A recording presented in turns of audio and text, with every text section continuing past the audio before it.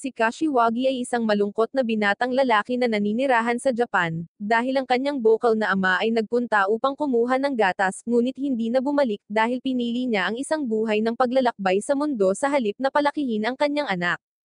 Ginugol niya ang kanyang mga araw sa pagsisikap na makapasok sa paaralan ng isang araw. Nakakita siya ng isang package na may isinumpa na mommy sa loob nito, na nagpabago sa kanyang buhay.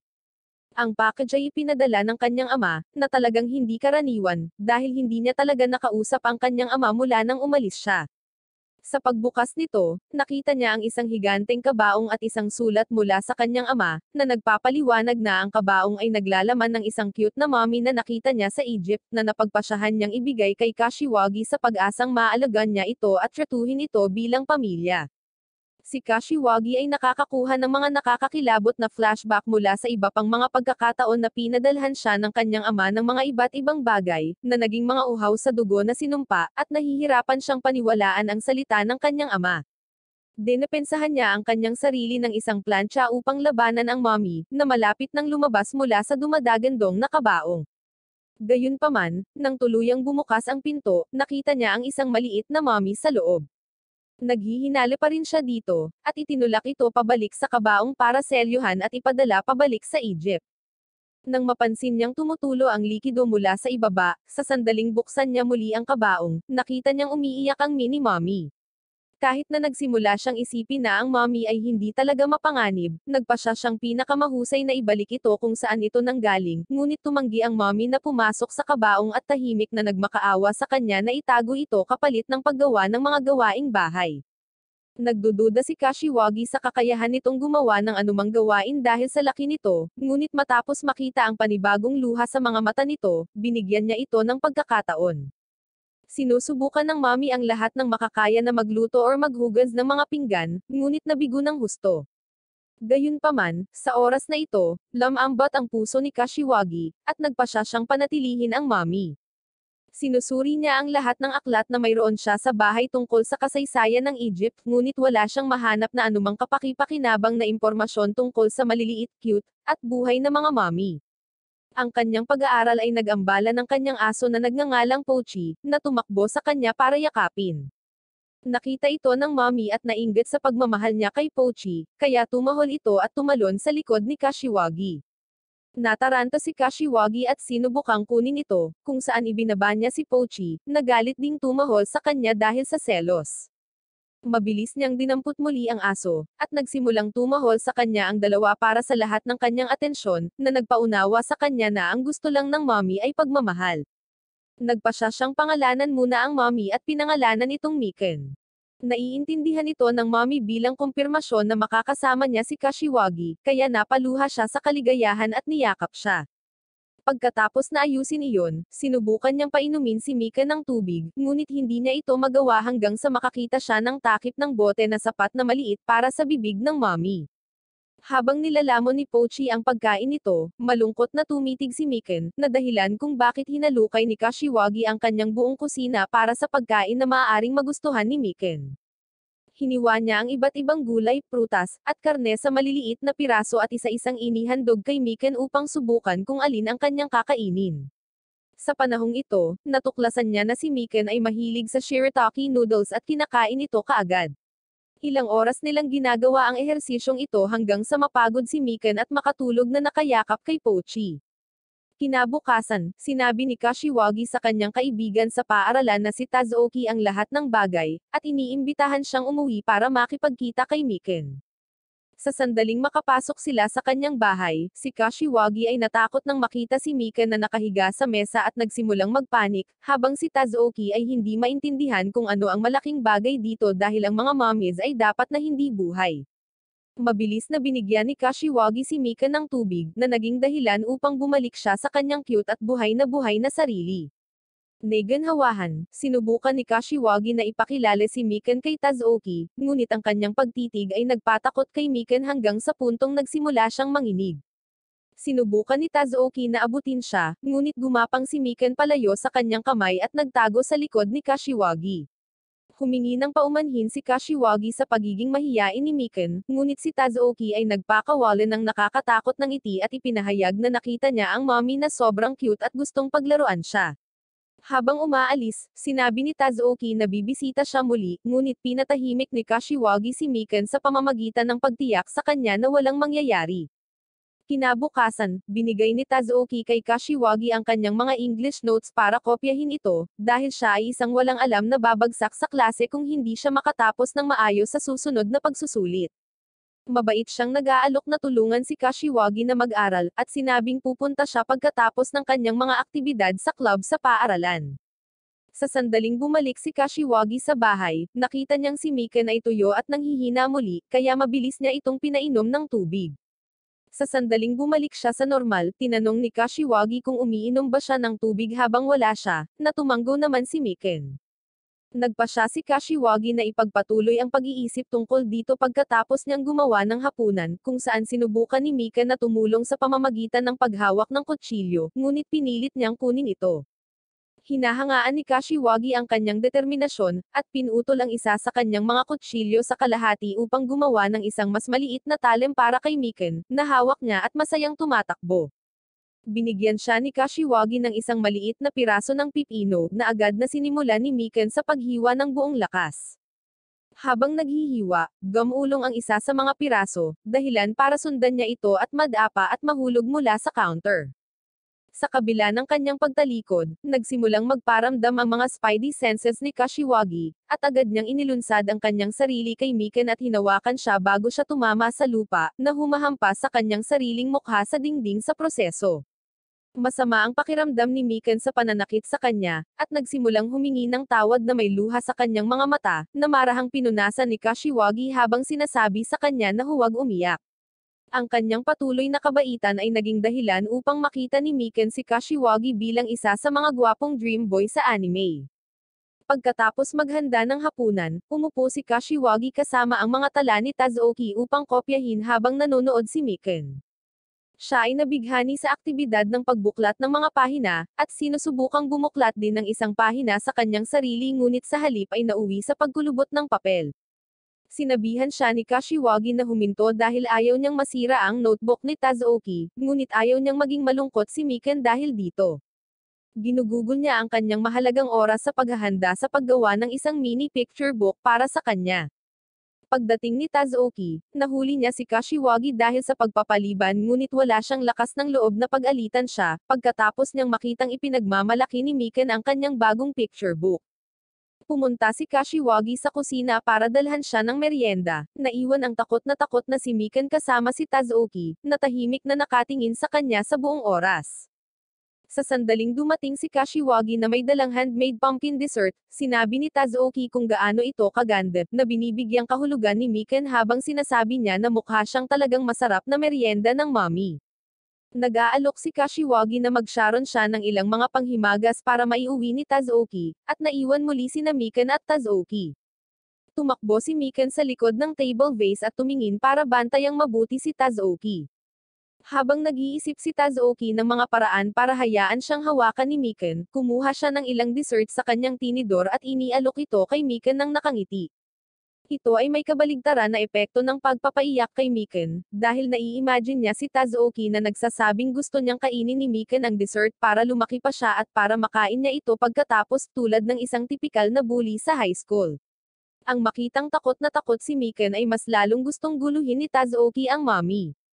Susunod, si Tazuki ay naglalagay ng higit na pagsisikap sa ngiti na dahilan upang makipagsapalaran si Miken at dahan-daang lumapit sa kanyang tinidor upang kainin ito.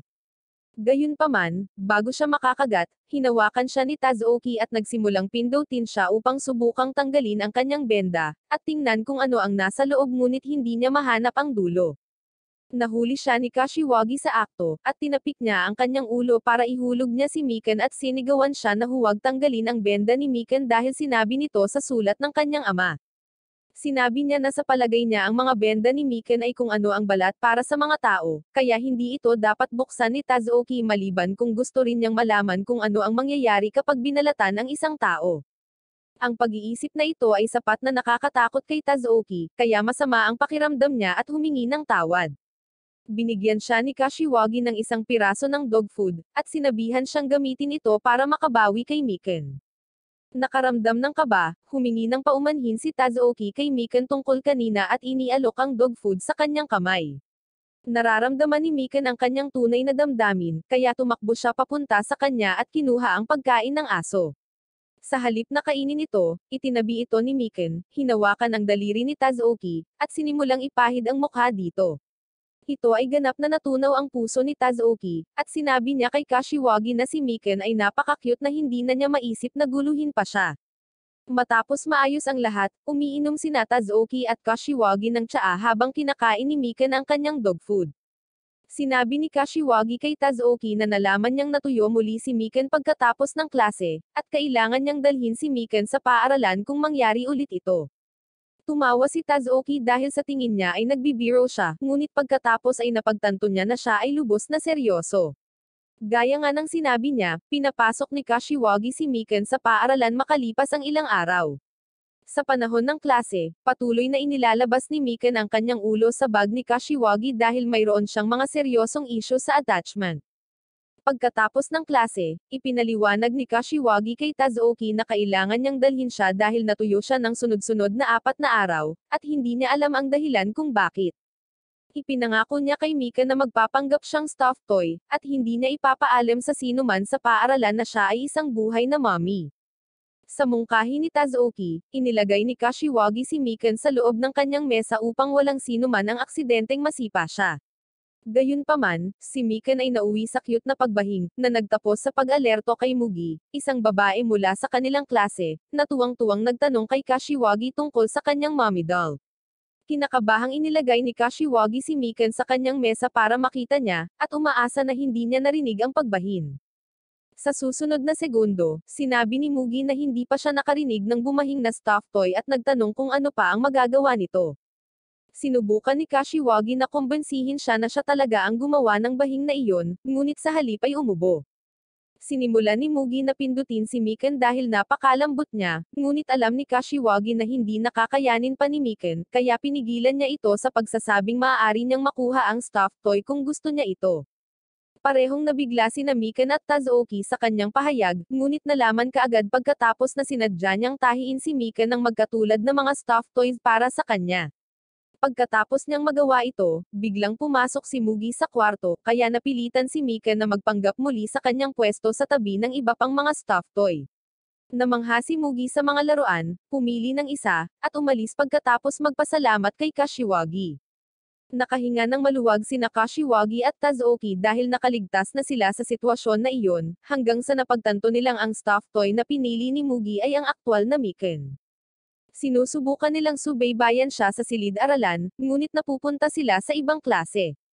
Sa field, maingat nilang binabantayan si Mugi upang subukang makita si Mikan, ngunit dahil hindi ito nakikita, hinulaan nila na maaaring itinago niya ito sa kanyang maliit na bag.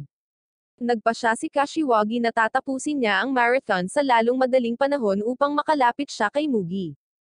Pagkatapos niyang tumawid sa linya na may bagong world record, tumakbo siya papunta kay Mugi para tanungin siya kung ano ang nasa bag. Binuksan niya ito at inaalok ang tuwalya sa loob na nagpapatunay na wala si Mikan doon.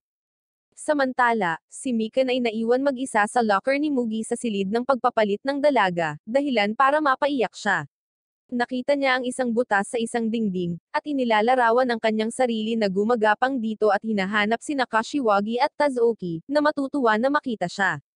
Nagsisimula siyang bumaba sa tulong ng isang manggas ng jacket nang pumasok ang isang babae sa changing room upang kunin ang tuwalya na nakalimutan niya. Nag-freeze si Mikan sa pwesto, ngunit sa oras na nakalabas na siya, nanginginig na siya at nawala ang pagkakahawak niya sa manggas, dahilan para bumagsak siya. Tumitig si Mikan sa kailaliman ng butas ngunit naglakas loob at pumasok. Hindi nagtagal ay natitasid siya sa isang dead end, ngunit nagpatuloy siya sa pag-akyat sa pader at napunta sa isang lagusan. Sa loob nito, nakatagpo siya ng isang daga na pumipili ng karahasan at nagsimulang habulin siya. Si Mikan ay tumakbo para sa kanyang buhay, at kalaunan ay napunta sa labas ng gusali. Habang pinag-uusapan ni Kashiwagi at Tazuoki kung ano ang kanilang susunod na galaw, nakarinig sila ng kaluskod sa mga palumpong sa tabi nila, at ang susunod na nakita nila ay si Mikan na tumatalon patungo kay Kashiwagi na may luha sa kanyang mga mata. Sa sandaling makalapag siya, tumakbo siya ng paikat-ikot sa paligid ni Kashiwagi habang patuloy siyang hinahabol ng daga, ngunit nakuha ito ni Tazoki gamit ang kanyang tuwalya, na nagpapahintulot kay Kashiwagi na hawakan si Miken. Biglang naalala ang kanyang pangako kay Kashiwagi, nagpanggap na laruan si Miken na parang stuffed toy, ngunit sinabi sa kanya ni Kashiwagi na hindi niya kailangang magpanggap ngayon. Masayang-masaya si Mika na makabalik kay Kashiwagi kaya niyakap niya ang kanyang ilong, at mayroon silang isang kaibig-ibig na sandali ng bonding. Bago ang susunod na period, nilapitan ni Mugi si Kashiwagi at lumuluhang humingi ng tawad sa kanya dahil sa pagkawala ng mommy doll na ginawa niya para sa kanya noong unang araw. Sa panahong iyon, inilabas niya ang isa sa mga mommy doll at sinabing okay na ang lahat dahil nakita niya ito sa sahig ng pasilyo. Nakahinga ng maluwag, hinawakan ni Mugi ang kanyang cute na stuffed toy at nagpasalamat sa kanya na may malaking ngiti. Kinaumagahan, tinanong ni Kashiwagi si Miken kung gusto niyang pumasok muli sa paaralan, or kung mas gugustuhin niyang manatili sa ginhawa ng kanilang tahanan. Maingat na iniisip ni Miken ang mga kalamangan at kahinaan ng pagpunta sa paaralan, at sa huli ay nagpa siya na walang makakatalo sa paggugol ng mas maraming oras kasama si Kashiwagi. Kinaumagahan, ang tiyahin ni Kashiwagi, na nagngangalang Kaide, na nakatira kasama niya bilang kanyang tagapag-alaga ngunit karamihan ay nananatili sa kanyang silid dahil sa kanyang mabigat na trabaho, at sa wakas ay lumabas sa kanyang langga pagkatapos ng isang buong linggo. Agad siyang sinalubong ni Pochi, na yumakap sa kanya, at habang inaamoy niya ito, napansin niya ang isang nakabukas na lunchbox sa mesa. Hinahangaan ito ni Kaide sa loob ng ilang panahon dahil napaka-cute nito, ngunit napagtanto niya na naglalaman ito ng isang slice ng mansanas, isang maliit na bahagi ng shirataki noodles, at ilang piraso ng dog food. Laking gulat niya kaya nang pumasok si Kashiwagi sa silid, sinimulan niya itong yugyogan habang umiiyak na sinabi niya sa kanya kung wala siyang sapat na pera, at na hindi siya dapat maging masyadong maalalahanin sa mga gastusin na kakainin siya ng pagkain ng aso. Sa kalaunan, bumagsak siya sa sahig habang umiiyak kaya nagpa siya si Kashiwagi na oras na para sabihin sa kanya ang lahat. Dinala niya si Miken sa kanya at ipinakilala sa isa't isa. Habang tinitingnang mabuti ni Kaide si Miken, kinukwento ni Kashiwagi kung paano siya ipinadala ng kanyang ama sa isang kabaong. Dahil dito ay nagpantang ang kanyang mga tainga, at sinabi niya sa kanya na ipakita ang kabaong. Sa sandaling makita niya ito, naaantig na siya habang sinasabi na ito talaga ang gusto niya noon pa man. Iniwan siya ni Kashiwagi na mag-isa upang magsaya kasama ang kabaong upang pumasok sa paaralan, ngunit nahuhulog sa harap ng pintuan dahil sa kahinaan. Matapos siyang matagpuan ni Kaide ng ganoon, dinala siya sa kanyang kama, at nalaman nilang mataas ang lagnat niya. Sa kabila ng sobrang sakit at kahinaan, hindi niya hinayaang mag-abala ang mga ito sa kanya at pinalayas ang mga ito sa kanyang silid dahil ayaw niyang lagnatin ang mga ito. Si Kaide at Miken ay awkwardly na nakaupo sa sopa, hanggang sa nagpa siya si Kaide na gumawa ng unang hakbang sa pagsasabing hindi niya kailangang kabahan dahil marami na itong nakilalang species na tulad niya, at napakasaya niyang magkaroon ng isang cute na miyembro sa kanilang pamilya. Iniabot niya ang daliri niya kay Miken para hawakan at kamayan niya ito. Kapag naging magkaibigan sila, tinawagan ni Kashiwagi si Kaide para hilingin na mag-iwan ng tubig sa kanyang pintuan dahil hindi talaga siya makagalaw. Ito ay nakakatakot sa kanya, at sinubukan niyang papasukin siya, ngunit inilagay ni Kashiwagi ang kanyang katawan sa pintuan upang pigilan siya sa pagpasok. Hindi nagpatigil si Kaide at pumasok sa silid sa pamamagitan ng bintana, habang nakasuot ng gas mask at nakalagay si Miken sa kanyang balikat na may band-aid sa kanyang bibig bilang maskara. Binigyan siya nito ng isang punong bote ng tubig at gustong lagyan ng basang tuwalya ang ulo nito, ngunit pinalayas siya nito bago niya ito maalugan. Saglit na nagtampo ang dalawa hanggang sa napagdesisyonan ni Kaide na gumawa siya ng lugaw para kay Kashiwagi. Pinahiga niya si Miken kay Pochi, at sinabihan siyang magpahinga doon gamit ang panyo ni Kashiwagi. Habang pinapanood ni Miken ang kanyang trabaho sa kusina, naalala niya ang kanyang mahal na Kashiwagi at nagsimulang umiyak. Sa susunod na susuriin siya nito, nanlalambot siya at mukhang nasawi na. Nagsisimula siyang sumigaw para kay Kashiwagi, na dumating at nagtanong kung ano ang nangyari. Ipinakita niya sa kanya ang kaawa-awang si Miken at sinabi na natagpuan niya itong ganoon, at sa kabila ng pagpapainom sa kanya ng mas maraming tubig upang mabawi ang tubig na nawala sa pag-iyak, hindi pa siya gumaling at tumanggi na bitawan ang panyo. Napagtanto nito si Kashiwagi na ang dahilan ng pagkatuyo ni Miken araw-araw ay hindi dahil sa hindi sapat na pag-inom ng tubig, kundi dahil sa pag-iyak niya sa kalungkutan kapag umaalis si Kashiwagi papuntang paaralan. Ang cuteness na ito ang nagpapaantig sa puso ni Kashiwagi, kaya nahimatay ulit siya habang nakayakap kay Miken. Binuhat siya ni Kaide pabalik sa kwarto, nilagyan ng basang tuwalya ang kanyang noo para maalis ang lagnat, at hinayaan si Miken na manatili sa tabi niya sa pagkakataong ito. Kinalaunan sa araw na iyon, binisita ni Tazooki si Kashiwagi na may dalang tray ng pagkain at gamot. Sinabi niya kay Kashiwagi na dumating siya sa sandaling marinig niya ito mula kay Kaide, at ngayong nandito na siya, nagkulong si Kaide sa kanyang silid para sa ilang kagyat na trabaho. Hiniling ni Kashiwagi sa kanya na pakainin sina Pochi at Miken bago siya umalis na nag-iwan kay Tazooki na nagtataka kung paano siya mag-aalala tungkol sa iba pang mga bagay kapag siya ay may lagnat.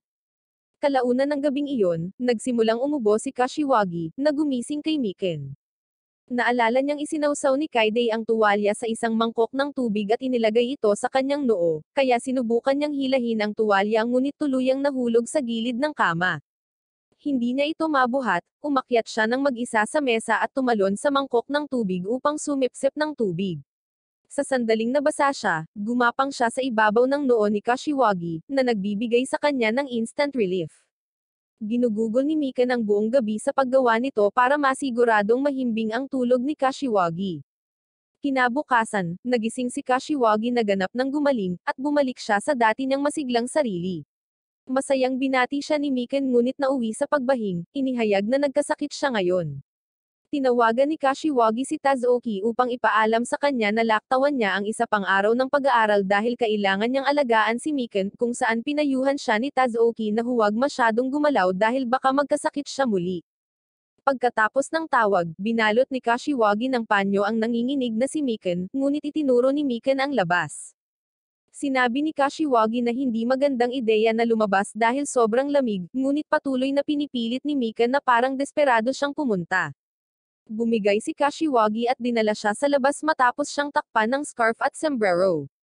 Sa sandaling bitawan niya si Miken, tumakbo si Miken palayo at nagsimulang maghukay ng butas sa lupa, ngunit kadalasan ay hindi nagtagumpay dahil siya ay maliit at mahina. Walang ideya si Kashiwagi kung ano ang sinusubukan niyang gawin, ngunit nagpa siya na tulungan siya sa pamamagitan ng pagkuha ng pala. Gayunpaman, si Pochi ay pumasok at mabilis na naghuhukay ng isang butas. Bago iyon, tumakbo si Miken patungo sa butas, tinanggal ang scarf at sombrero, ginawang maganda at masikip ang butas, at tumalon dito. Nalilito at nag-aalala si Kashiwagi tungkol dito ngunit nagpa siya na hintayin na lumabas si Miken. Habang naghihintay, binasa niya ang liham ng kanyang ama para tingnan kung may paliwanag ngunit wala siyang nakita. Habang lumilipas ang mga oras, lalong nag-aalala si Kashiwagi at siya ay sobrang nalungkot matapos maalala ang oras na sinubukan niyang iligtas ang isang nasugatan na Maya. Sinigawan siya ni Tazooki na huwag itong kunin dahil halos nasawi na ito, at kahit anong pilit niya, masasawi ang ibon, at ang maghihirap ay si Kashiwagi. Iniuwi pa rin niya ito, at nang hindi may iwasang masawi ito, hindi niya napigil ang umiyak habang inaalo siya ng kanyang ama sa buong oras. Ngayon, punong-puno siya ng panghihinayang sa pagpapanatili kay Miken sa kanya noong siya ay may sakit dahil sa kalokohan niyang inakala na hindi siya lalamigan dahil isa siyang mommy, at ang pagkakamaling iyon ay maaaring humantong sa pagkasawi ni Miken. Biglang, sa kalagitnaan ng breakdown, lumabas si Miken sa butas, at agad na tumakbo si Kashiwagi para tingnan siya. Narinig niyang kumakalam ang tiyan ni Miken sa puntong iyon, kaya pinapasok niya ito sa loob at binigyan ng pagkain at tubig. Ang panunood sa kanya na kumakain na parang cutie ay nagsisiguro kay Kashiwagi na si Miken ay ayos lang, at sa kabila ng natatakpan ng putik ilang minuto lang ang nakalipas, napansin ni Kashiwagi na si Miken ay tila nagninangning na puti ngayon. Sa gabing iyon, gumawa si Kaide ng Japanese hot pot para sa hapunan, at dumating si Tazooki upang tingnan ang mga ito. Habang umaalis, sinabi niya kay Kashiwagi na pumunta siya upang matiyak na hindi nawalan ng tiwala si Kashiwagi pagkatapos magkasakit si Miken, ngunit natutuwa siya na hindi ito ang kaso.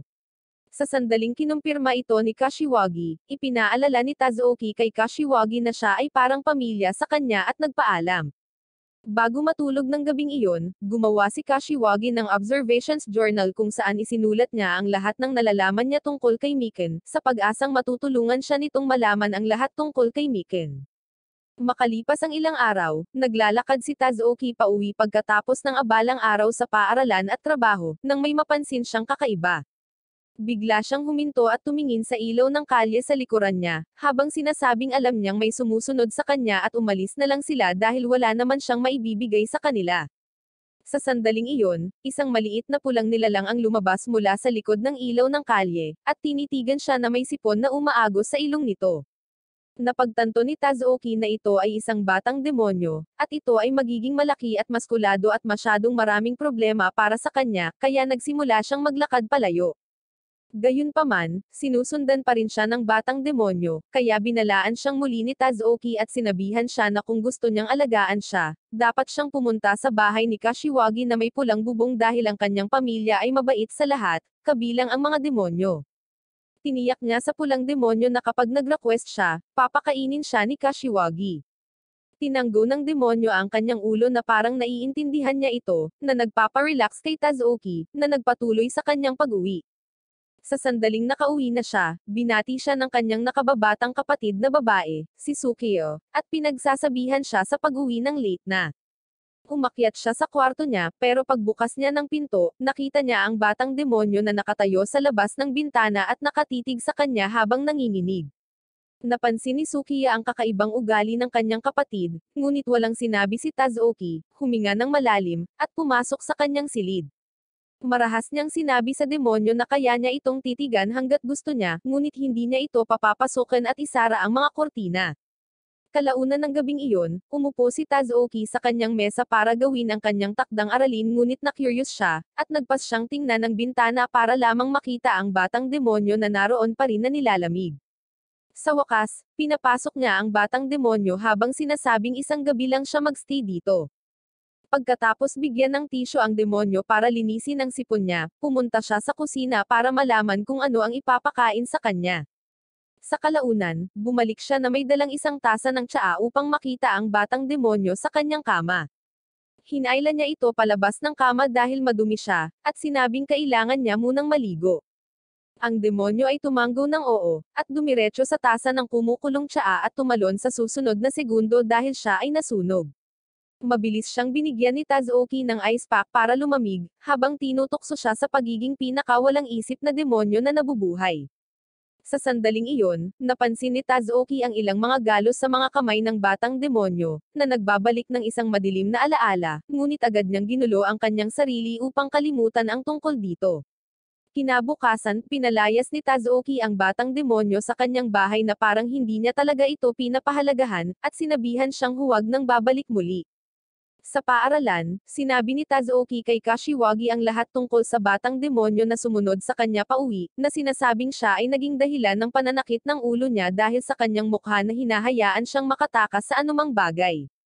Binigyang kahulugan ito ni Kashiwagi bilang paraan ni Tazuki, na sabihing mahal niya ang demonyo at sinabihan siyang panatilihin siya.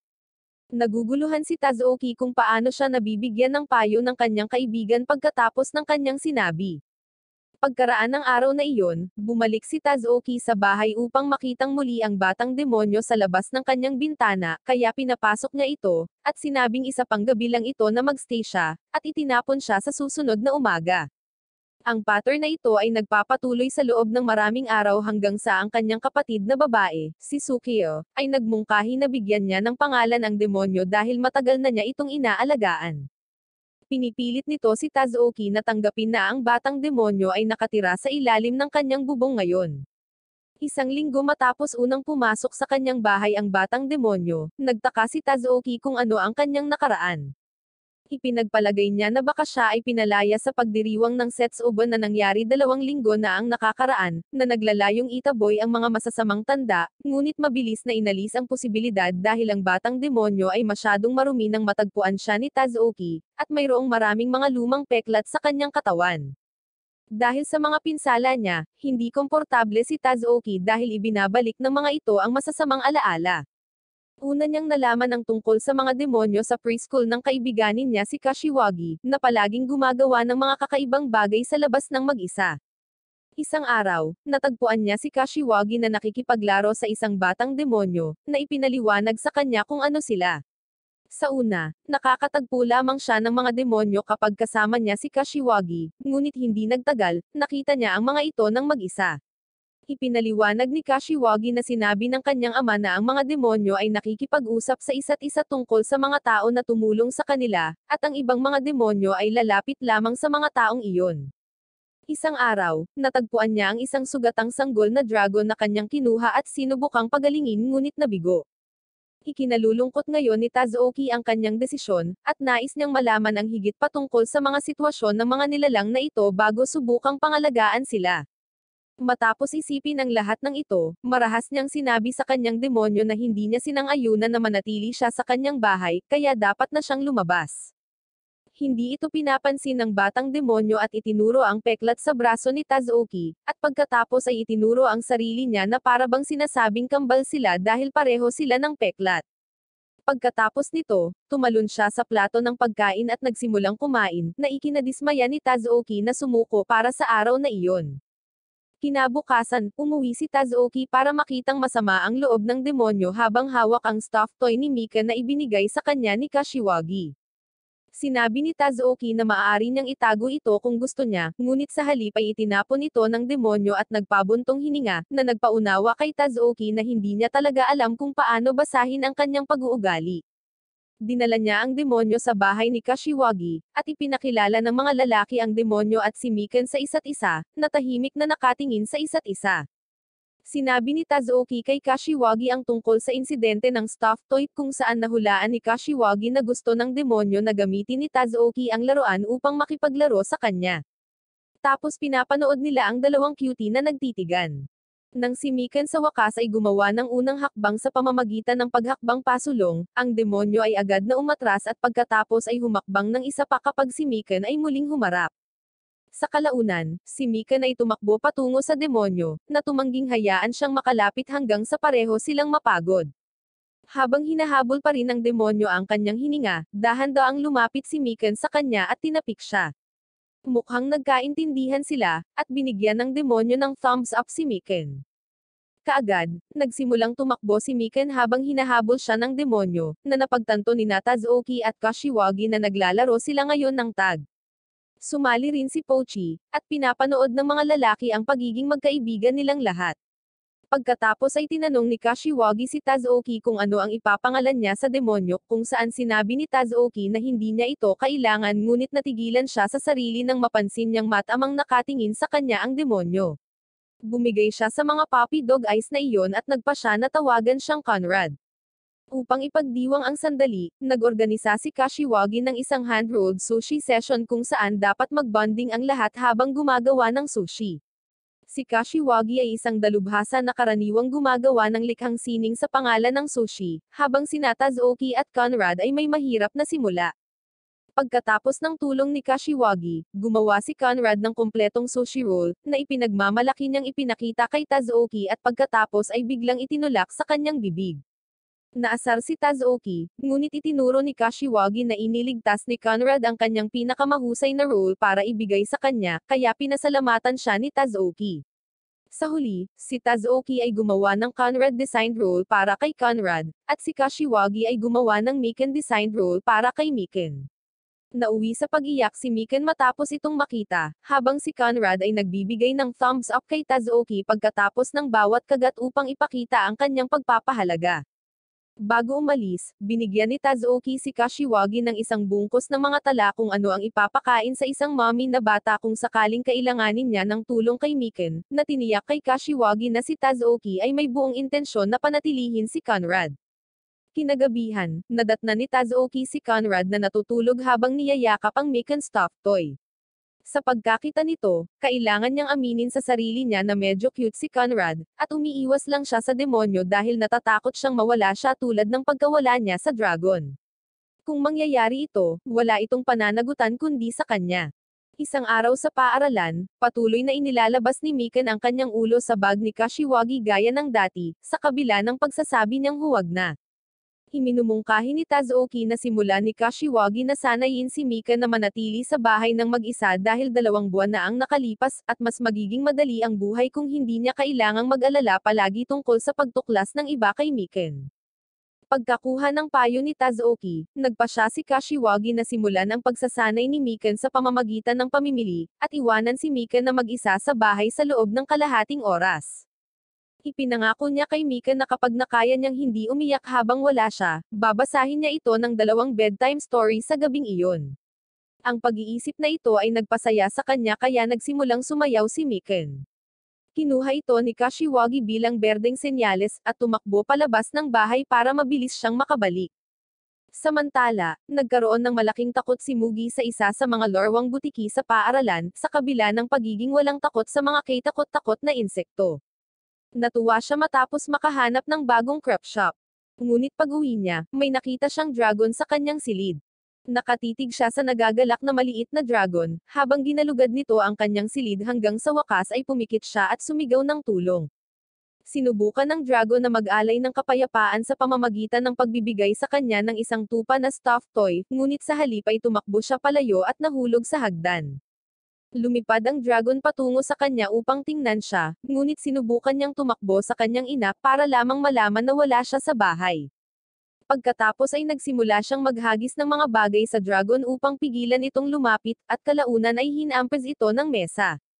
Pagkatapos nito, yumuko siya para tingnan kung nasaktan niya ito, ngunit hindi niya ito mahanap kahit saan hanggang sa lumiko siya sa gilid para makita ang dragon sa tabi niya.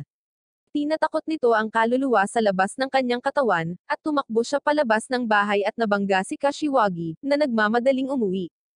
Nagawa ni Mugi na ipaunawa kay Kashiwagi na mayroong isang dragon sa kanyang bahay sa pamamagitan ng mga magulong salita, at nag-aalok siya na tulungan siya. Sa sandaling binuksan niya ang pintuan sa harapan, nakita niya ang bahay na ganap na nawasak at naaawa sa dragon, na maaaring naipit na sa ilalim ng kahon ng sapatos. Nagsimula si Kashiwagi na tumingin sa paligid, at sa wakas ay nakakita ng isang kulay orange na nilalang mula sa isang kabinet at napagtanto na ito ay isang dragon.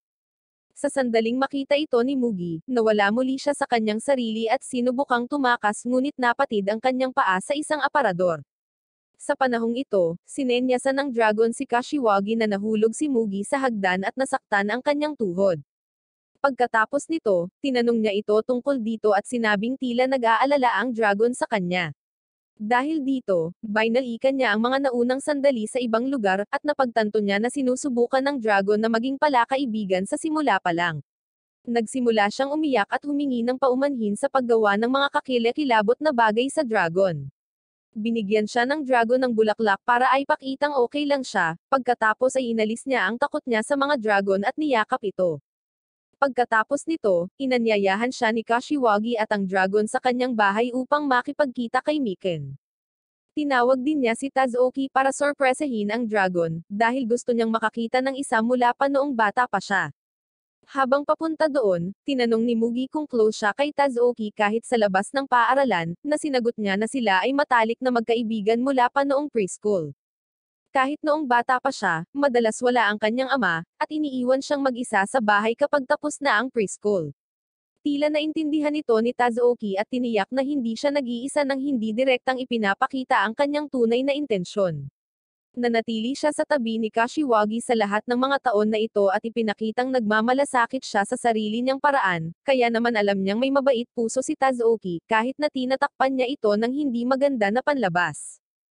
Samantala, si Miken ay nagpapalipas ng oras habang maingat na nanonood sa orasan, at nagsisimulang kabahan kapag ang ipinangakong oras ay lumipas ng ilang minuto.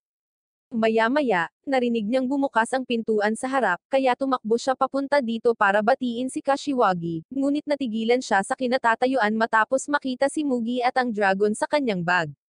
Ang lahat ng mga bagong bagay na ito ay nagsimulang magpaikot ng kanyang ulo, at sa kabila ng pagsisikap na huwag gawin ito, ang kanyang mga mata ay nagsimulang umiyak ng labis. Mabilis na pinuri siya ni Kashiwagi sa pamamahalang manatili sa bahay ng mag-isa at sinabihan siyang huwag umiyak. Kapag naayos na ang mga bagay, ipinaliwanag ni Kashiwagi kay Mugi ang tungkol sa iba't ibang mga mahiwagang nilalang na umiiral sa mundo na hindi nakikita ng mga tao. Kahit na sila ay palakaibigan at kaibig-ibig, hiniling niya kay Mugi na ilihim sila dahil hindi lahat ng tao ay maaaring tanggapin sila or tratuhin sila ng maayos, at maaari itong magresulta sa pagkataranta. Sa sandaling iyon, tumunog ang doorbell na hudyat ng pagdating ni Tazuki. Binati siya ni Kashiwagi gamit ang pirang at hiniling kay Tazuki na hayaan siyang itali ito para sa isang sorpresa, ngunit kinilabotan dito si Tazuki. Sa huli, hindi na kailangan dahil nakita ni Tazuki ang dragon sa hallway. Ipinaliwanag ni Mugi na natagpuan niya ito sa kanyang silid, habang itinuturo ni Kashiwagi kung paano niya alam na laging gustong makakita ng dragon si Tazuki. Gayunpaman, ang mukha ni Tazuki ay nagbago saglit, at siya ay napakatahimik hanggang sa tinanong siya ni Kashiwagi kung ano ang mali. Mabilis nang umiti si Tazuki at sinabing wala lang. Pagkatapos nito, lahat sila ay nagtitipon sa mesa kasama ang kanilang mga kakaibang alagang hayop upang malaman kung anong pagkain ang kinakain ng dragon, ngunit tinatanggihan nito ang lahat mula sa mga karne hanggang sa mga gulay at keso. Sa gitna nito, lumabas si Kaide mula sa kanyang pag-idlip sa kabaong, at nagulat nang makita ang isang babae sa bahay. Nagpakilala sila ni Mugi sa isa't isa habang iniisip kung gaano ka-cute at kaganda ang isa. Binati nilang lahat si Kaide, at ipinakita sa kanya na ang dragon ay mukhang okay sa mga pagkain na beans at tofu. Bago umalis, pinili ni Mugi na pangalanan ang kanyang dragon na Iza. Habang si Kashiwagi ay naglalakad sa kanya pauwi, tinanong niya siya kung paano siya natagpuan ni Miken, na sinagot niya na pinadala ng kanyang ama si Miken mula sa Egypt. Biglang nagtaka si Kashiwagi sa sarili niya kung bakit hindi na ginusto ni Mika na bumalik sa lugar ng kanyang kapanganakan, dahil sa sobrang clingy niya. Naalala pa niyang nagalit talaga si Mika nang subukan niyang ibalik siya kasama ang kabaong. Napagtanto niyang marami pa ring hindi nasasagot na mga tanong tungkol sa nakaraan ni Miken, ngunit pansamantala niyang isinantabi ang mga iniisip. Kinabukasan, halos sabihin ni Mugi sa kanyang mga kaibigan sa paaralan ang tungkol sa kanyang alagang dragon, kaya kinorder siya ni Kashiwagi at Tazuki at sinabi sa kanya na ibahagi sa kanila ang lahat ng gusto niya tungkol sa dragon dahil lagi silang bukas para makinig. Kaagad, nagsimula si Mugi na magsabi tungkol sa kung gaano kaayos at katalino ang dragon dahil maaari niyang hainan ang kanyang sarili ng pagkain, at pumunta sa banyo upang maghugas ng kanyang mga kamay at paa. Pagkatapos umuwi ni Kashiwagi at sabihin ito kay Kaide, na itinuro na habang nagbibigay ang dragon ng mas matandang kapatid na vibes, binibigyan naman ni Mika ng vibes ng bunsong kapatid. Ito ay nagudyok kay Kashiwagi na ilista ang lahat ng pagkakataon na sinubukan ni Mika ang kanyang makakaya upang tumulong sa mga gawaing bahay, at iba pang mga gawain ngunit nabigo sa kanyang klasikong kaibig-ibig na estilo, na naging dahilan upang matawa si Kaide at sabihin na si Mika ay higit na inaalagaan kaysa sa caring type. Ito ay tumatak sa isipan ni Miken, at napansin ni Kashiwagi na si Miken ay nabalisa. Sa katapusan ng linggo na iyon, dumating sina Tazuki at Mugi kasama ang kanilang mga alaga para sa isang playdate. Agad na niyakap ng dragon sina Miken at Conrad, at inilagay ang mga ito sa kanyang likuran upang lumipad sa silid habang ang mga matatanda ay nagchichismisan habang umiinom ng tsaa. Buong pagmamalaking ibinalita ni Mugi na marunong nang sumulat ang dragon, at buong pagmamalaki niyang ipinakikita ang kanyang gawa na parang tiyahin na nagyayabang sa mga nagawa ng kanilang pinsan. Sinabi niya na natural na natutunan ito ng dragon, pagkatapos niyang basahin sa kanya ang ilang mga picture book. Napahanga si Tazuki dito at nagpa siya na turuan din siya ng alpabetong Ingles. Makalipas ang ilang oras, nagawa ng dragon na isulat ang kanyang sariling pangalan sa Ingles, na sinabi ni Tazuki na mas mahusay pa ito kaysa sa sulat ni Kashiwagi. Habang namamangha sila sa katalinuhan ng dragon, sina Miken at Conrad ay nagsiksikan sa paligid ng dragon sa isang sulok at natutong sumulat ng Japanese mula sa kanya. Lumapit si Miken kay Kashiwagi na may nakatiklop na note at balisang ibinigay sa kanya. Binuksan ito ni Kashiwagi upang malaman na isinulat niya ang mga salitang laging magkasama, na sapat na upang mapaiyak ang isang binatang lalaki. Lumapit si Conrad kay Tazuki at binigay ang kanyang note na nagsasabing, ka naman dyan." Tinukso siya ni Tazuki bilang tugon, at pumunta si Conrad sa kanyang ulo, na tinitigan ni Kashiwagi at Mugi nang may pagkalito hanggang sa napagtanto nila na ito ang paraan ng mag-partner sa pagpapakita ng pagmamahal sa isa't isa. Pagkatapos nilang kumain ng tanghalian, tinulungan ni Mugi si Kashiwagi sa paghugas ng mga pinggan ngunit nalaman niyang wala na silang sabon. Sinuri ni Kashiwagi ang isa sa mga cabinet para sa mga refill, ngunit sa halip ay nakakita ng isang tala na nagsasabing, masarap ang pagkain, na ipinahayag ng dragon na siya ang sumulat. Nakahanap si Tazuki ng isa pa sa ilalim ng mesa, na nagsasabing, gumawa ng sushi sa susunod, na lumabas na likha ni Conrad. Dahil dito, napagtanto nila na ang mga batang alaga ay nasa sabik pagkatapos matutong magsulat ng mga liham, na gumawa sila ng maraming mga tala at itinago ang mga ito sa paligid ng bahay. Ang trio ay naghiwalay para sa isang treasure hunt, at kalaunan ay nakahanap ng 12 dosenang maliliit na tala sa buong bahay. Sa sandaling tipunin nila ang lahat sa bakuran, napansin ni Mugi si Conrad na nagkakagulo sa hardin ni Kashiwagi. Agad na sinabihan ni Kashiwagi si Conrad na huwag hawakan ang halaman sa tabi niya, na syempre nagudyok sa makulit na si Conrad na ilagay ang kanyang mga kamay sa kabuuan nito at bunutin ito mula sa lupa. Sa sandaling ito ay mabunot, ang pulang gulay ay naglalabas ng nakakabinging tili na hindi tumitigil hanggang sa itinikom ni Kashiwagi ang bibig nito. Ipinaliwanag niya na ito ay isang mandrake na ipinadala sa kanya ng kanyang ama matagal na ang nakalipas, at ang pagsigaw nito ay maaaring magpatambo ng isang tao sa loob ng 5 segundo, at maaari pa itong humantong sa kasawian kung ma-expose ito ng napakatagal. Nagtanong si Mugi kung bakit siya nagtatanim ng isang mapanganib na bagay sa kanyang likod bahay, kung saan sinagot niya na si Kaide, na natutulog na tulad ng mga nasawi, ay ginagamit ang mga ito bilang isang alarm clock. Biglang nagsimulang gamulong ang mandrake ng mabilis, at bago ito mahuli ni Kashiwagi, nakatakas ito palabas ng bahay. Sinusubukan nilang abutin ito, ngunit tumalon ito sa ilog at lumulutang kasama ng agos. Hinahabol nila ito sa kahabaan ng ilog, habang sinusubukan ni Miken at Conrad na tumulong ngunit nabigo gaya ng dati. Sa oras na ito, ang bahagi ng bendahe ng mandrake ay natanggal na, kaya kailangan nilang kumilos ng mabilis. Dumating ang dragon sa tamang oras sa pamamagitan ng paglipad sa ibabaw ng ilog, paghawak sa mandrake, at ibinalik ito sa kanila. Pinupuri nilang lahat ang ginawa ng dragon, na labis na ikinadismaya ni Conrad, na sinampal si Tazuki at tahimik na umatras si Miken sa hoodie ni Kashiwagi. Sa sandaling nakabalik na sila sa bahay ni Kashiwagi, napansin niyang tila balisa pa rin si Miken sa hindi malamang dahilan. Sa sandaling iyon, bumahing si Conrad, na nagpatayo kay Miken upang matakpen si Conrad ng kumot at panasan ang sipon sa kanyang ilong. Matapos itong makita, napagtanto ni Kashiwagi na nasaktan si Miken mula noong tinutokso siya ni Kaide para sa pagiging tulad ng isang sanggol na kailangang alagaan.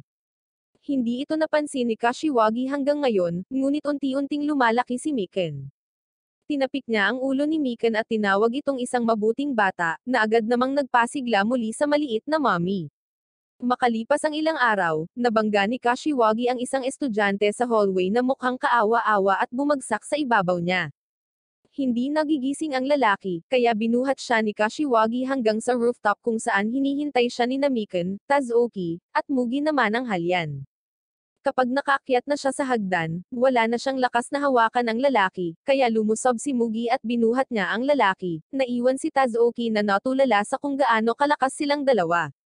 Sa sandaling ibinaba nila siya, ipinaliwanag ni Kashiwagi na ang natutulog na lalaki na ito ay pinagbawalan mula sa klinika ng paaralan, dahil nagdulot siya ng ilang pinsala sa ari-arian ng paaralan. Dahil wala na siyang mapupuntahan ngayon, dinala siya ni Kashiwagi dito. Ipinaalala nito kay Tazuki ang oras na sinabi sa kanya ni Suzuki na may delinquent sa kanilang batch, na kamakailan ay nagwala sa opisina ng nurse at pinalayas, at hindi na siya bumalik sa normal simula noon. Biglang gamulong-gulong ang lalaki at umuungal sa kanyang pagtulog, dahilan para tingnan siya ni Mugi. Sumigaw siya na lumayo sa kanya at bumangon para suntukin siya, ngunit sa kabutihang palad, tinulak siya ni Kashiwagi. Matapos masiguradong okay siya, tiningnan niya ang lalaki at napansin niyang dumudugo ang kamay nito sa suntok kanina.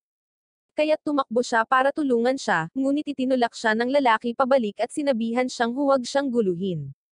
Nagpagalit ito kay Tazuki, na humarap sa kanya at hiniling na malaman kung ano ang kanyang problema. Sinubukan din siyang takutin ng lalaki, ngunit pinipigilan siya ni Tazuki at binigyan siya ng nagbabantang titig. Pumapasok si Kashiwagi at sinubukang bawasan ang tensyon, ngunit ang lalaki ay umaatras sa kanyang sarili.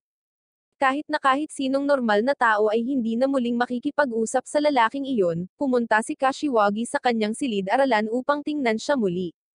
Ang lalaki ay nagsabi sa kanya upang iwan siya mag-isa, ngunit binigyan siya ni Kashiwagi ng benda para sa kanyang kamay at nagtanong kung gusto niyang umuwi ng may kasama.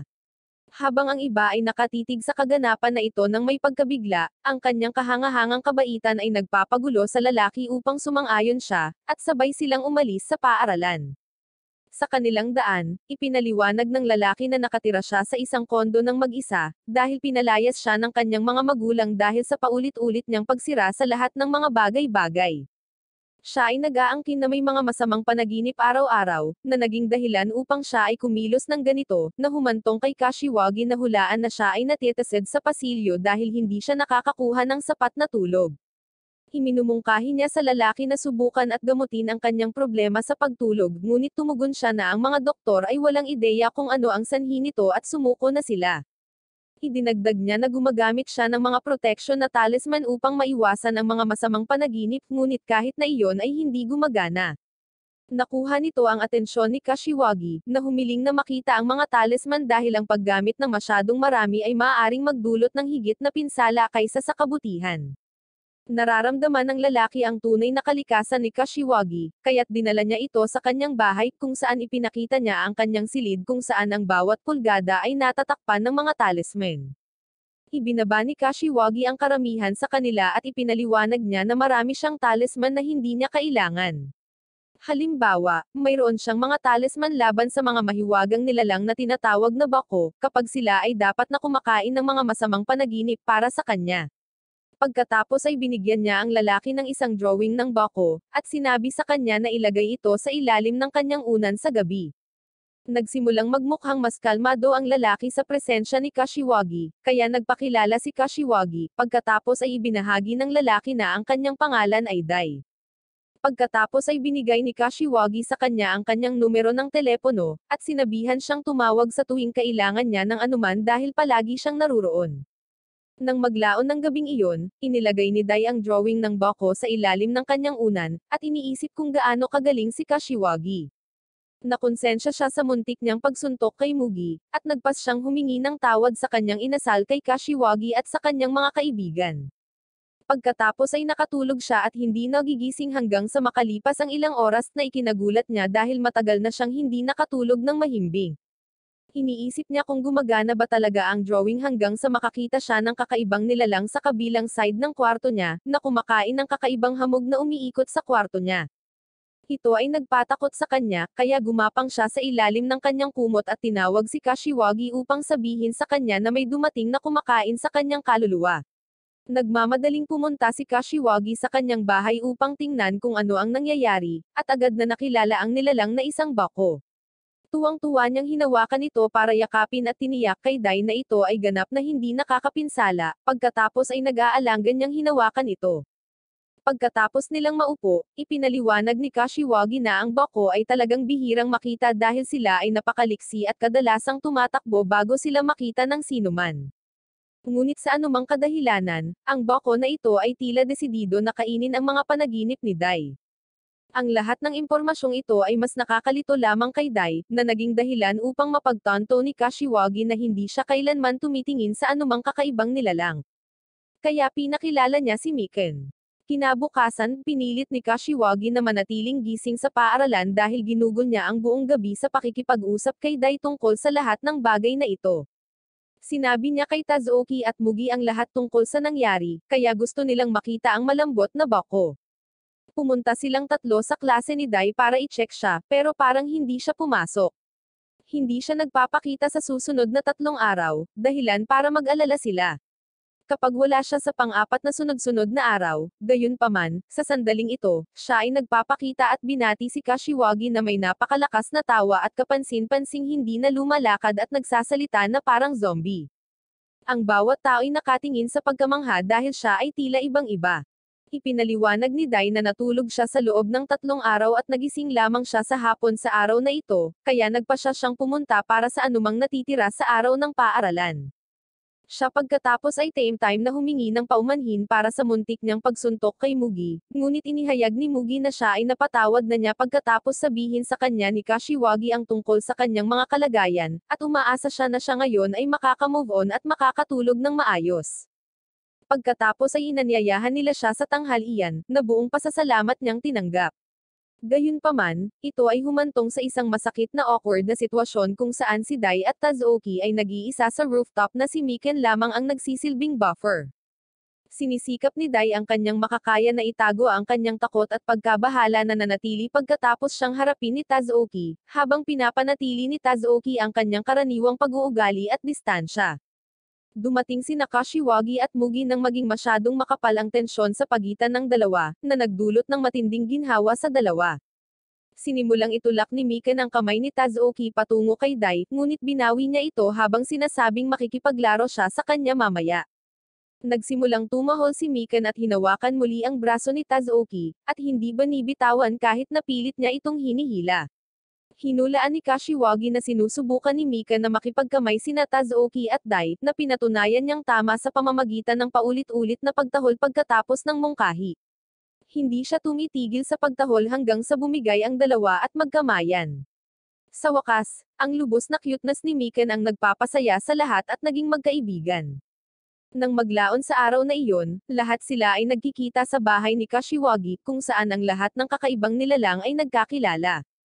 Doon, nagpasya si Dai na tawagan ang Bako na Muko, pagkatapos nito ang lahat ng mga alaga at pochi ay nagsiksikan at natulog.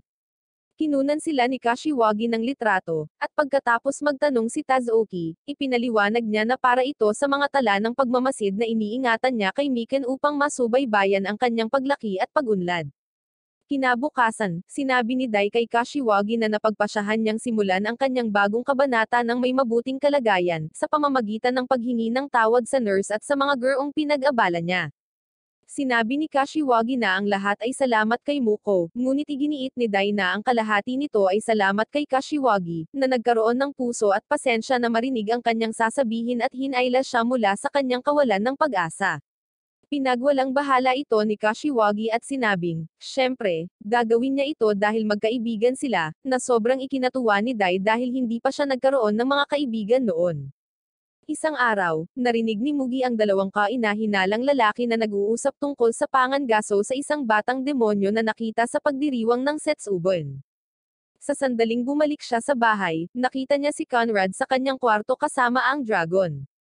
Ipinaalam niya kay Tazuki ang tungkol dito, at kinumpirma na araw-araw siyang pumupunta sa kanyang bahay dahil nakita siya ng kanyang ina.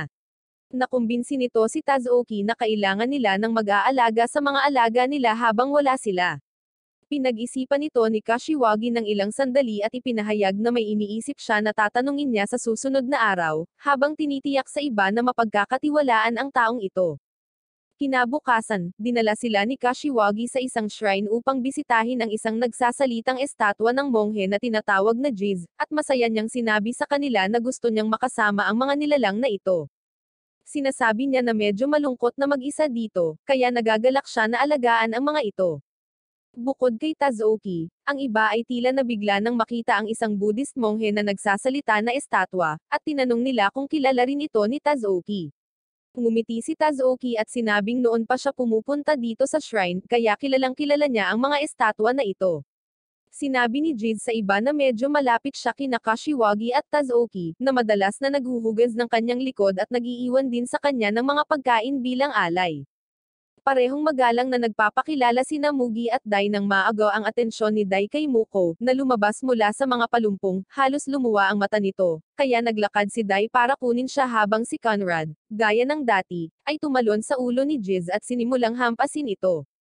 Inalis ni Tazuki si Conrad sa ulo ni Jiz, habang tinanong ni Mugi si Kashiwagi kung dapat na silang umalis ngayon dahil magagabihan na sila. Bago pa man siya makasagot, isang misteryosong figure ang nagpakita sa likod ni Kashiwagi, na ikinatakot ng iba habang sinasabi nilang lumingon siya sa likuran.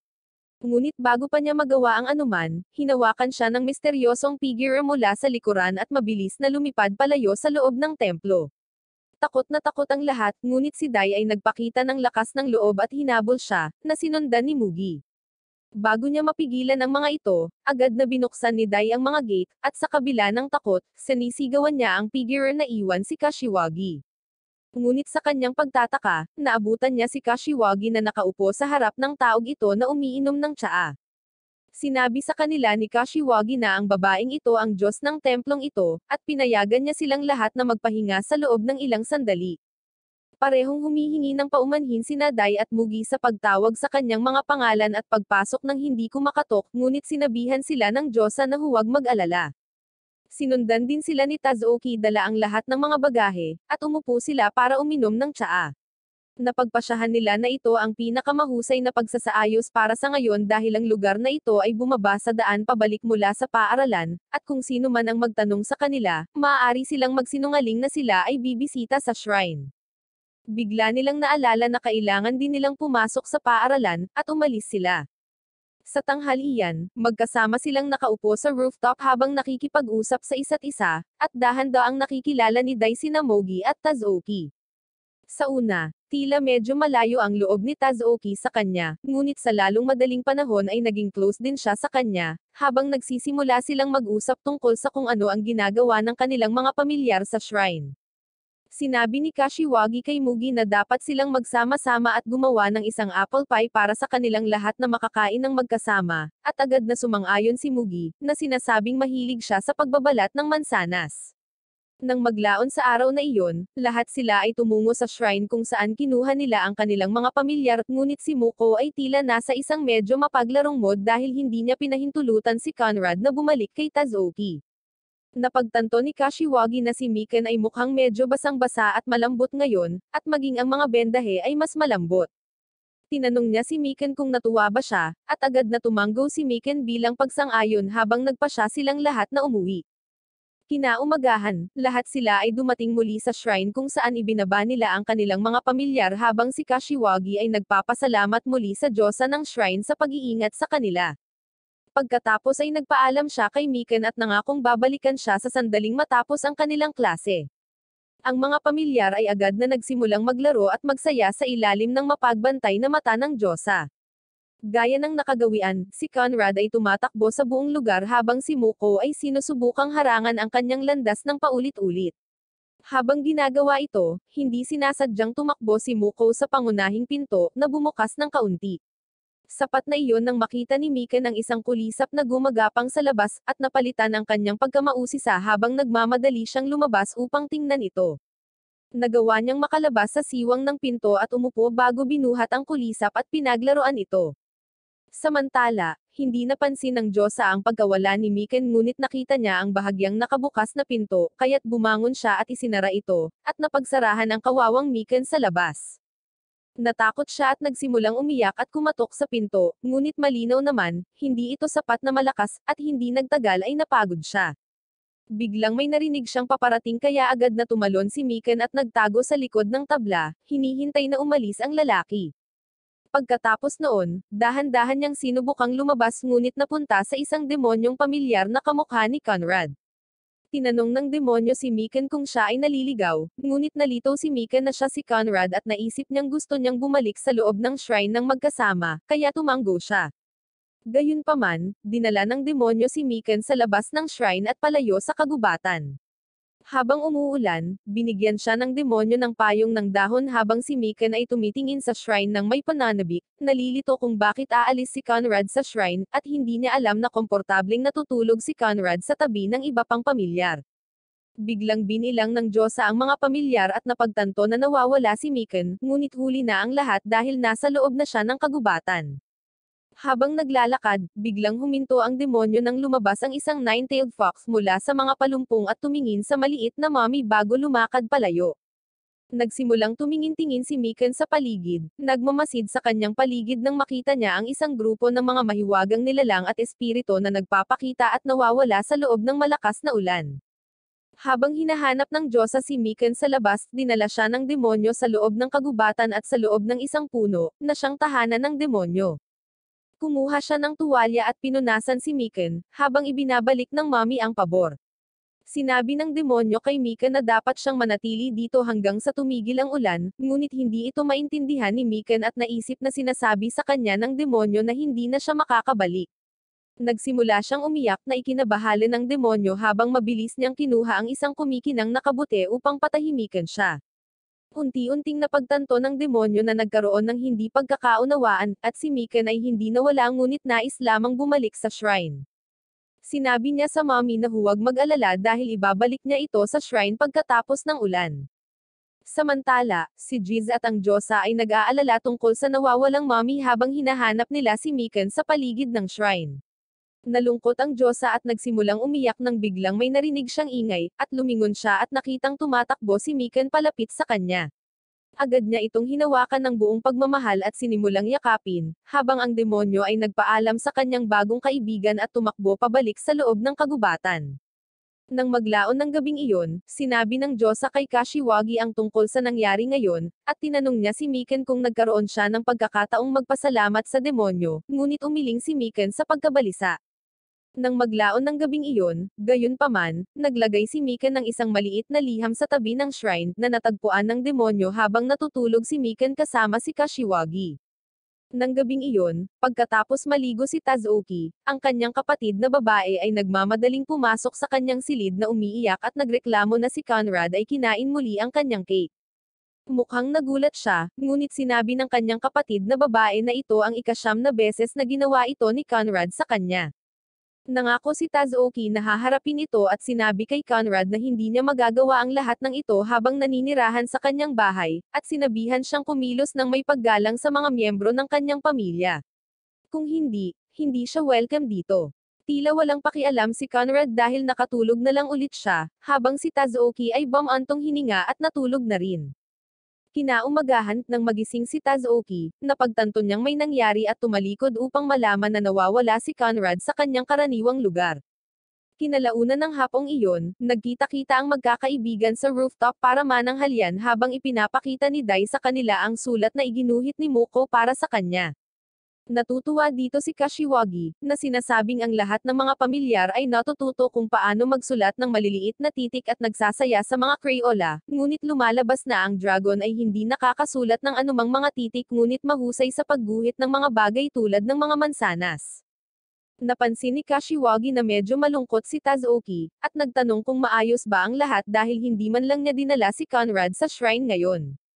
Tumingin si Tazuki sa kanya at sinabing lumabas na ng bahay si Conrad mula umaga, habang ginagawa niya ang gusto niya, kaya hindi niya ito naihatid.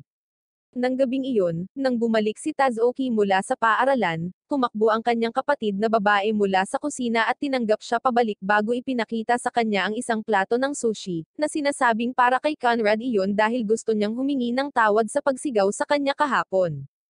Medyo nag-aalala si Tazuki dahil hindi pinapalampas ni Conrad ang kanyang pagkain, lalo na kapag gumagawa ng sushi ang kanyang kapatid. Umakyat siya sa itaas at sinubukang mag-focus sa kanyang pag-aaral, ngunit nag-aalala dahil gabing-gabi na at hindi pa rin nagpapakita si Conrad. Naaalala niya kung paano niya sinubukan at palayasin ang demonyo, ngunit si Conrad ay palaging bumabalik sa kanya kahit papaano. Nag-iisip tuloy siya kung medyo nasobrahan ba ang sinabi niya kahapon, at nasaktan si Conrad sa mga salita niya. Kinabukasan, napansin ni Kashiwagi na tila wala sa sarili si Tazuki, dahil ang kanyang mga mata ay tila nababalisa at mukhang hindi siya nakatulog kagabi. Tinanong niya kung okay ba ang lahat, ngunit pinatigil siya ni Tazuki, sinabing maayos ang lahat. Patuloy na napapansin ni Kashiwagi na si Tazuki ay hindi karaniwan na ginugulo ng mga bagay-bagay at hindi kumikilos tulad ng sa kanya, kaya sa wakas ay nagawa niya itong magsalita at nalaman na si Conrad ay hindi nakabalik sa kanyang bahay. Tinanong ni Kashiwagi kung hinanap niya ang demonyo, ngunit sumagot si Tazuki na sobrang gabi na noon. Sinabi ni Kashiwagi na kailangan nilang pumunta at hanapin siya, ngunit sinabi sa kanya ni Tazuki na hayaan ito, dahil si Conrad ay gumawa ng sarili niyang desisyon na umalis, kaya kung gusto niyang bumalik, gagawin din niya iyon sa kanyang sarili. Mamaya sa hapong iyon, pagkatapos ng klase, si Mugi ay nagmamadaling pumunta kay Tazuki matapos malaman ang tungkol sa pagkawala ni Conrad at iniisip kung siya ay nawala. Sinabi ni Kashiwagi kay Tazuki na gusto niyang hanapin siya, at sinabi ni Mugi sa kanya na sasamahan niya si Kashiwagi. Bago pa man makasagot si Tazuki, sumugod na rin si Dai, nagtatanong kung nahanap na nila si Conrad or hindi pa.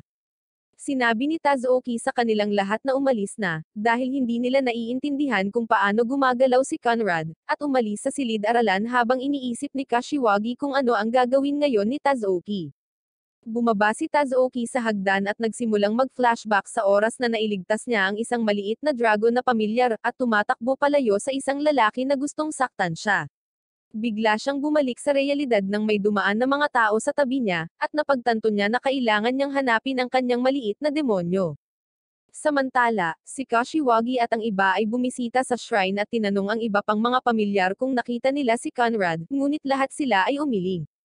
Nagpasya si Kashiwagi at ang iba pa na maghiwalay at subukang hanapin ang maliit na demonyo, habang si Tazuki ay tumatakbo sa mga kalye, sumasalungat sa kanyang sariling damdamin, habang naaalala niya kung gaano kalaki ang gulo na ginawa ni Conrad. Palaging iniinis siya at nakahiga sa kanyang kama, ngunit sabay pidgel ng mga luhang umaagos sa mata habang pilit na hinahanap ito.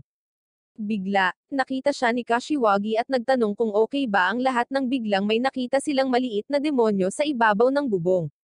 Agad silang humabol dito habang sinabihan siya ni Tazuki na huminto, ngunit hindi tumigil ang demonyo kahit isang segundo habang patuloy itong tumatalon sa mga bahay at puno. Nawala ito sa paningin ni Tazuki ngunit sinabi niya kay Kashiwagi kung saan ito nagpunta habang hinahabol niya ito, habang si Tazuki ay nakatayo doon na hindi makontrol ang kanyang nararamdaman. Biglang napatingin ang kanyang mga mata patungo sa isang lupain na ibinebenta, at pumunta siya dito upang makita si Conrad na nagtuck sa isang butas sa dingding. Nakahinga siya ng maluwag at hinayla siya palabas, habang si Kashiwagi naman ay hinahabol ang ibang demonyo para lang malaman na hindi si Conrad iyon. Agad siyang tumakbo pabalik, at humingi ng tawad kay Tazuki sa kanyang pagkakamali nang dumating si Nada at Mugi dala ang pantalon ni Conrad na nakita nila sa ilog. Nagsimula silang umiyak, natatakot sa pinakamasama, habang sinabi ni Kashiwagi sa kanila na mahahanap nila si Conrad anuman ang mangyari at aalis na sana, ngunit hinawakan siya ni Tazuki at sinabi sa kanila na natagpuan niya si Conrad.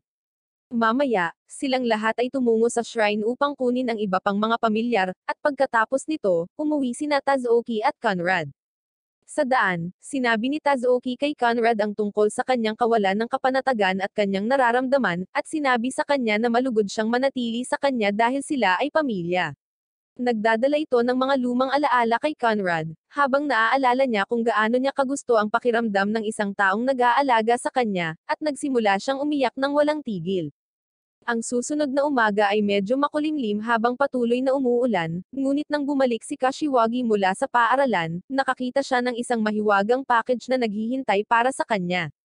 Napagtanto niya na ito ay mula sa kanyang ama, na nangangahulugan na maaaring mapanganib kapag biglang nagsimulang gumalaw ang package.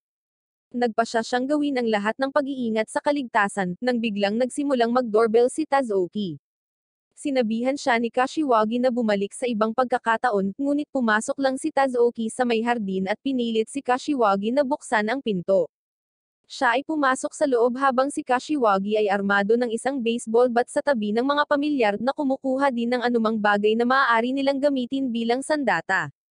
Sinabi ni Kashiwagi kay Tazuki na dalhin ang mga pamilyar, at si Pochi sa labas bago niya buksan ang kahon dahil maaari itong mapanganib, ngunit sa sandaling umalis si Tazuki, inilock ni Kashiwagi ang pinto dahil ayaw din niya itong ilagay sa panganib. Biglang nasira ang selyo ng kahon, at lumabas ang isang estatwa mula sa loob nito na nagsasabing siya ang Diyos ng Egypt na si Anubis. Tila hindi sigurado si Kashiwagi at tinanong si Anubis kung susubukan niyang tapusin siya or isumpa siya, ngunit sinabi sa kanya ni Anubis na wala siyang ganoong intensyon. Sa katunayan, si Kashiwagi ang may hawak ng baseball bat sa kanyang kamay. Tumawa si Kashiwagi at ibinaba ang baseball bat bago binuksan ang pinto para makapasok si Tazuki. Ipinaliwanag ni Anubis na siya ay nakulong sa loob ng isang Egyptian gift shop ng ilang sandali, ngunit kamakailan ay binili siya ng ama ni Kashiwagi at inimpake siya upang may padala kay Kashiwagi, na nakakainis dahil hindi niya magawang tumingin sa karagatan. Nagsimula silang mag-usap, habang si Tazuki ay tumungo at nakahanap ng ilang mga sulat sa tabi ng isang bag ng buhangin sa loob ng kahon. Agad siyang pinigilan ni Kashiwagi na buksan ito, na sinasabing maaari itong magkaroon ng mga alakdan sa loob. Nagsusuot siya ng guwantes at maingat na binuksan ang bag bago ilagay ang lahat ng buhangin sa loob ng isang lalagyan, para lamang malaman na ito ay normal na buhangin mula sa Egypt. Si Miken, gayunpaman, ay tila napakasaya habang tumatalon siya sa loob ng buhangin at nagsimulang maglaro. Biglang may kumatok ulit sa pinto nang dumating din si Naday at Mugi para makipaglaro sa mga pamilyar. Ipinakilala sila kay Anubis habang hinihila siya ni Pochi sa isang cart, at lahat sila ay nagsimulang mag-usap. Biglang suminok si Kashiwagi habang si Tazooki ay nagbibiro tungkol sa kung paanong ang isang tao ay sinisinok ng 100 beses siya ay masasawi. Nagtatapos ito sa pagkatakot sa buhay na mula kay Miken, na labis na nalulungkot, ngunit sinabi ni Mugi na ang pinakamahusay na paraan upang maalis ang mga sinok ay sa pamamagitan ng pagkatakot. Nang marinig ito, nagplano si Miken at naglakad patungo kay Kashiwagi habang inaalis ang kanyang mga benda. Natakot si Kashiwagi dahil ang tanging sinabi sa kanya ng kanyang ama sa liham ay huwag hayaang matanggal ang mga benda ng mommy, kaya nagsimula siyang tumakbo upang sundan ito, ngunit sa kanyang pagtataka, hinerangan siya ng ibang mga pamilyar habang tumatakbo si Miken sa ibabaw ng aso. Lahat sila ay sinubukang hulihin siya habang si Kashiwagi ay tumatakbo patungo sa kanya, natakot sa kasawian. Pagkaraan ng ilang sandali, huminto si Miken at ibinunyag na ito ay isang plano lamang, at ito ay tila gumana nang maalis ni Kashiwagi ang kanyang mga sinok, habang si Tazooki ay tumatawa at sinabi kay Miken na siya ay nagbibiro lamang, at ang mga tao ay hindi maaaring masawi sa sinok. Sa gulat ni Kashiwagi, agad na ibinalot ni Miken ang mga benda sa paligid niya na parang hindi na ito naalis, at sinimulang yakapin siya habang ang iba ay umalis dahil gabi na. Mamaya ng gabing iyon, bumalik si Kaide at nakipagkita kay Anubis habang medyo nagulat na ang kanyang kapatid ay hindi nagpadala sa kanila ng isang bagay na mapanganib sa pagkakataong ito. Tumungo si Miken palapit kay Kashiwagi at sinimulang yakapin siya, habang nangako si Kashiwagi sa kanya na magpapatuloy sila sa higit pang pakikipagsapalaran kasama ang kanilang mga kaibigan.